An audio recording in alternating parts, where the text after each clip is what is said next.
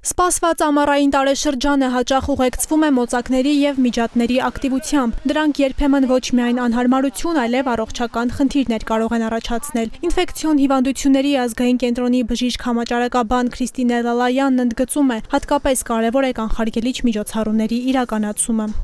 Օգտագործել հակամիջատային ցանցերը, միջատավանիչ հատուկ միջոցներ, սարքեր, կրել փակհագուստ, հատկապես անտառային գոտիներ, հանգստյան վայրեր այցելելիս, վերացնել տներում կամ հանգստյան գոտիներում ջրային կանգերը, ջրով լցված տարանները, որոնք մոծակների բազմացման, մլակների բազմացման համար նպաստավոր տեղ են իրենք, նպաստավոր պայմաններ են ստեղծում։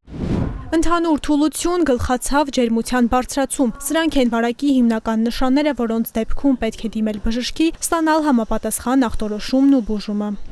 Խոցելի խմբերում են գտնվում երեխաները մինչև 5 տարեկան, տարեցները 65+, քրոնիկական հիվանդություններ ունեցողները, իրենք ավելի խոցելի խմբերում են գտնվում, շաքարային դիաբետ,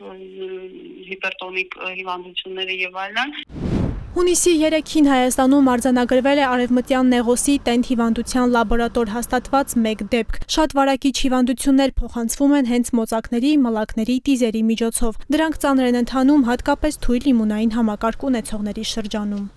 Հանգստյան գոտիներից վերադառնալիս ուսումնասիրել մարմինը, մարմնի զննում այսպես կատարել, տիզը, եթե խայթված տիզ կա, կպած տիզ կա, շուտ հայտնաբերելու նպատակով, որովհետև այստեղ ոչ թե կարևոր է տզի խայթումը այդքան, ինչքան տզի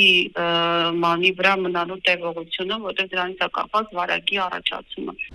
Մասնագետները խորհուրդ են տալիս ցանկացած մոծակի կամ միջատի խայթոցից հետո ուշադիր լինել ինքնազգացողությանը, ախտանիշներ նկատելու դեպքում դիմել բժշկի մի շարք բարդություններ կանխելու համար։